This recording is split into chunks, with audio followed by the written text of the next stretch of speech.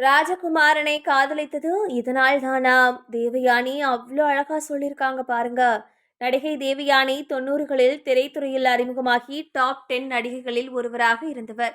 அஜித், விஜய், கமல், சரத்குமார் உள்ளிட்டோருடன் நடித்த அவர் இயக்குனர் ராஜகுமாரனை காதலித்து திருமணம் செய்து கொண்டார். இந்த காதலுக்கு தேவயானியின் வீட்டில் சம்மதம் கிடைக்கவில்லை. அவரோ எதை பற்றியும் கவலைப்படாமல் வீட்டை விட்டு வெளியேறிவிட்டார். இந்நிலையில் கணவர் மீது எப்படி காதல் வந்தது என தேவயானி பகிர்ந்திருக்கிறார். தமிழ் சினிமாவில் கிளாமர் காண்பிக்காத நடிகைகளில் ஒருவர் தேவயானி. காதல் கோட்டை திரைப்படம் அவருக்கு பெரிய அடையாளத்தை கொடுத்தது. அந்த படத்தின் வெற்றி கொஞ்ச நாட்களுக்கு ரசிகர்களை கமலி கமலி என சுற்ற வைத்தது.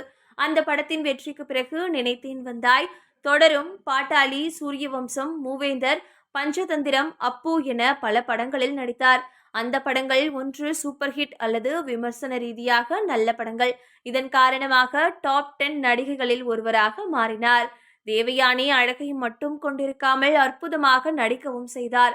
கணவருக்கு உறுதுணையாக இருக்கும் சூரியவம்சம், கணவரை சந்தேகப்படும் தொடரும் என 2 வேரியேஷன்களை அசால்ட்டாக காண்பித்திருந்தார். அதேபோல் சூரியவம்சத்தில் சரத்குமார் காலில் விழும் காட்சி, இந்த உலகம் எவ்வளவு வேகமா சுத்துது பாத்தீங்களா என அவர் பேசிய வசனமும் சோசியல் மீடியாவில் இன்னமும் மீம் மெட்டீரியலாக சுற்றி கொண்டிருப்பது குறிப்பிடத்தக்கது. இதற்கிடையே அவர் இயக்குனர் ராஜகுமாரனை காதலித்தார். அவர் இயக்கத்தில் நடித்த முதல் படமான நீ வருவாய் என படத்திலேயே காதல் மலர்ந்து விட்டது. விண்ணுக்கும் மண்ணுக்கும் படத்தில் வளர்ந்து பல பிரச்சனைகளுக்கு மத்தியில் திருமணத்தில் முடிந்தது. அவர்களுக்கு 2 மகள்கள். திருமணத்துக்கு பிறகு குணச்சித்திர வேடங்களில் நடிக்க ஆரம்பித்திருக்கிறார்.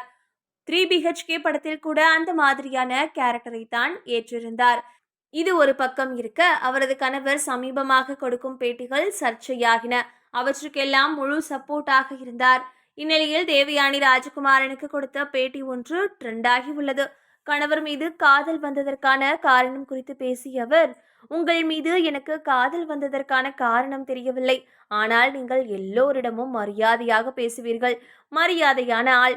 அது எனக்கு ரொம்ப பிடித்திருந்தது. அதே போல் உங்களுக்கு குடி, சிகரெட் போன்ற எந்த பழக்கமும் இல்லை. அதையெல்லாம் நான் சுத்தமாக வெறுப்பவள். அது இல்லாததும் எனக்கு பிடித்திருந்தது என்றார்.